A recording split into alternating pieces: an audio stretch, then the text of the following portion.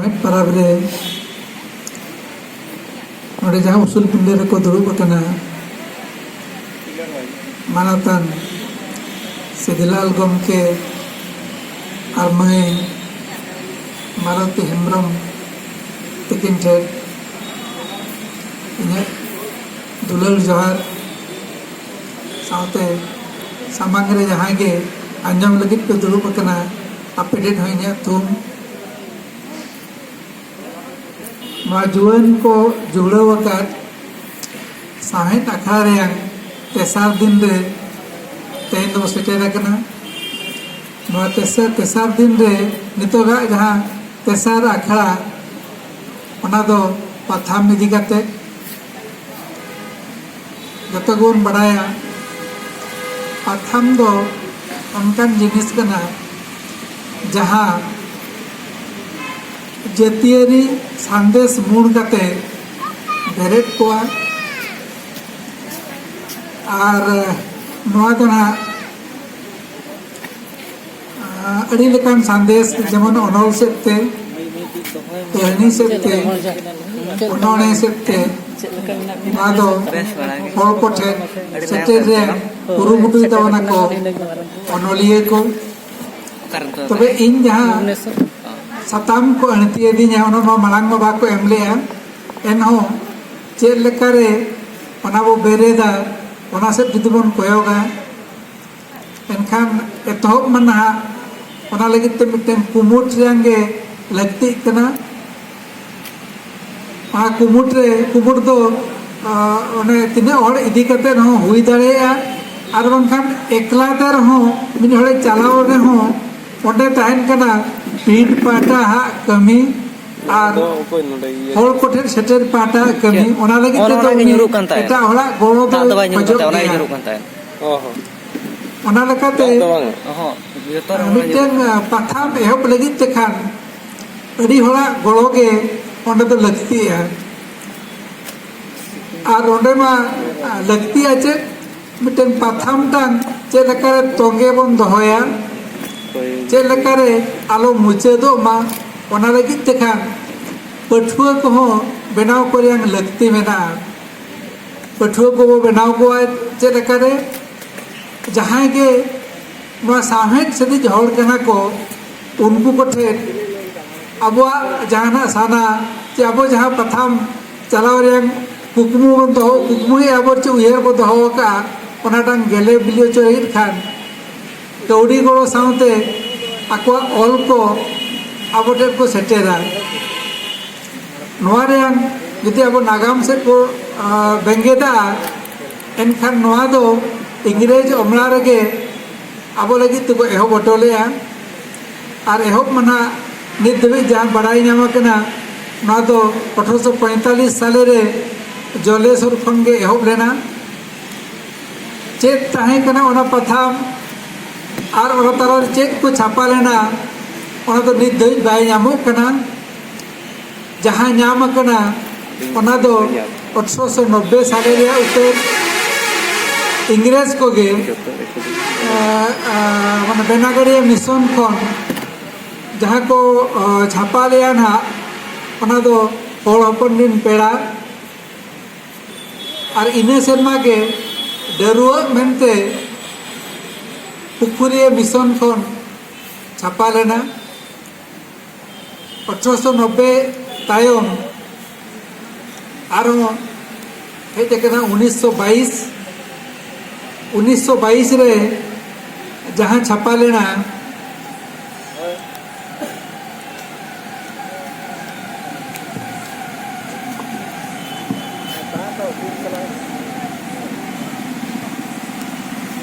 और ओना पर 1941 रे मार्शल 1945 रे मार्शल ताबन 1957 रे हल संवाद और उनका आगे मूलमुना जहाँ ताबन छापा आकना ओना को ले पेकना उनका मा जतो रियांग लिस्ट मेना इन ठेन 1965 साल रे सागेन सकाम जहाँ एतहब कते ऑलचिकी ताबन ऑलचिकी ते छापा लेना और नोडे ऑलचिकी रे छापा लेना कथा मेनेट खान नित दबिक जहाँ पर पथाम को छापा कना उड़ीसा खनगे ऑलचिकी सुमुंगा पथाम को छापा कना एटा करे जेमन झारखंड रे ऑलचिकी हो मेना गया बनुआ मेनते तो कथा तो बांगे तबे देवनागरिया हो अडिगान ओडे नेलोगो कना और बेंगल रहो उनका ऑलचिकी सुमुंग ताहेन तुलु बेंगली चिकी साउते पथाम हो ना छापा कान गया नोडे स्टैंडर्डाइजेशन ची मिटन इंटरनेशनल स्टैंडर्ड अगु लगित ते खान एतोहब मा लगती कना मिटन चिकी सेट बो मोडा मिटन चिकी सेट मोडा लेन खान साहेब yang alang tabon midoa ar mid lekan muthen aboren pathua ko nyel nyama ona auri huyuk bur abo साहेब संदेश भेगार भेगार चिकीते जहाँ सेनोक कना ओना दो पठुआ ना घरु घंटू को हटिंग को पठुआ को ओनाते एतो हम अब जो स्टैंडर्डाइज सनाइल बना कि मिटन चिकी सावते कि अब परसी जतो हर को गरजा मामेंते अब जे आस बन दोहया एनखान ओने ओना जिनिस को अब दो मेट लुतुरा तो हुया बना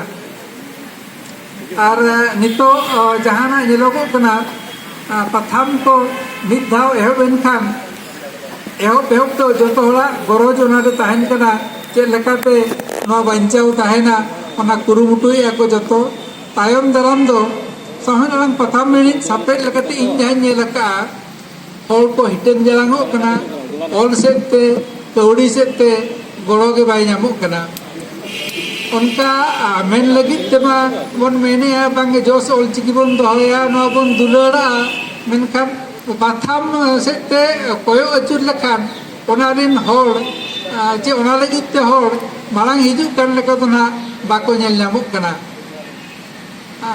ओनागे अब जतो होड़ उयहर ते हुई बना खाली साहेब अलांग कथा सुमुंग दो बांगे उनका और मिट्टन उड़ीसा को मिट्टन छापा कर खाली कुड़ी होपना मिट्टन पथाम कारामडेर मेनते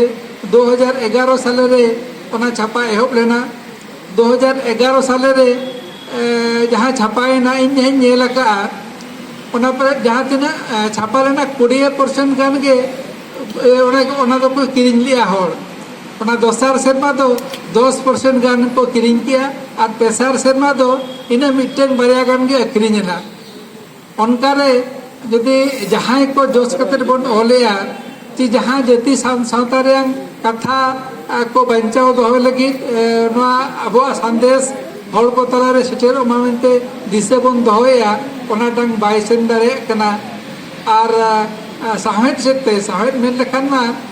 मिटेन हित कथा हर को ठेर सेटेर चिबन खान अबो लाई लेक्चर हुएन ची बरसी रेंग सावता रेंग ची साहेब रेंग कथा हुएन जहाँ सेटेरो खान हर को सुसरुआ ओना जिनिसटांग बाय हुई दारे कना मिद घड़ी अक्तो के ओना हंडिया कथा को हेजना ओना चे लेकारे बन बंद दारे ओना तो अडी मानांग एटकेटोने कान के ओना तो बंदोआ नो सुसर अगु सावते के सुसर अगु चे लेकारे यदि अब बेस जिनिसटांग जहाँ को पतोब आकारते हुए ची पथाम तलाते हुए जहाँ अनलिये को ची बुद्धियान हर को तबन गहिरतांग हर को तबन हर को सेटेरियान को चेष्टाया ओनाटांग यदि ठीक सहीते अब बन हाताव गाना एनखान हांडी हो जहाँ नितो हर दारे करे ची बाजार तला करे अक्रिñो कना अब इज्जत जहाँ डावाडुलिया ओना करे खन अब कुचिक बन नाम दारेया उनका ना उनका गठन सेते ची पथाम सेते मा बिस्ती जिनिस मा लई लेकाना मा बनुआ इने उयते दो एनोन तो रस्करियान कथा जे जहाँ ना सिंगर दिसम रे हरबन ढेरा नोडे मा अडिगान पथाम सेनो कन गया बांग्लादेश खन हो और नेपाल खन हो पथाम छापा दाड़े खाड़ा ओनागे अड़ी मारांग कथा दो और यदि पथाम से बन कोयो अचुरा एनखान जतो खन बिस्ती रस्का दो 1981 साल रे पथाम इदी काते रस्का ताहे कना चदा बांगमा इना शर्मा 1981 में तो 16 गोटे बांग 16 गोटे पथाम नवा नवा पथाम छापा लेना 16 गोटे और 16 गोटे पथाम जो छापायना ओना परे दो और चेतान से तो बाय रखा बकना लातार से गे अणगो वकना लातार से अणगो वकना माने ओका सेमा पुनिया मोने गोटे पेया बारेया उनका हो तिथि हे जकना पथाम एटा सावता रे जहां ओना रेन गरज मेना अबो ओना लगित बांग हुयु तो बड़ी दुख रियंग कथा कना नवा जुदी बाय लहा एनखान मिटेन साहेब हो हारा बाय नामा मेनते इने दो उइहे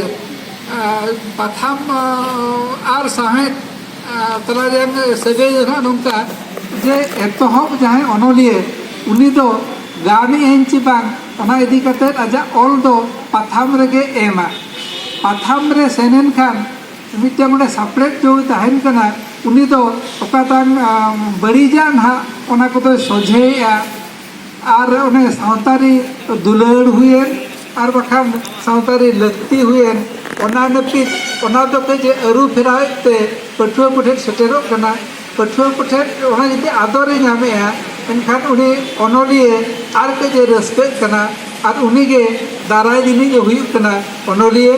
दाराय दिन रे उनी के पतब को छापाया बिस्ती कथा दो इन दो और बन मेने नवा सावते के कथा मुचादे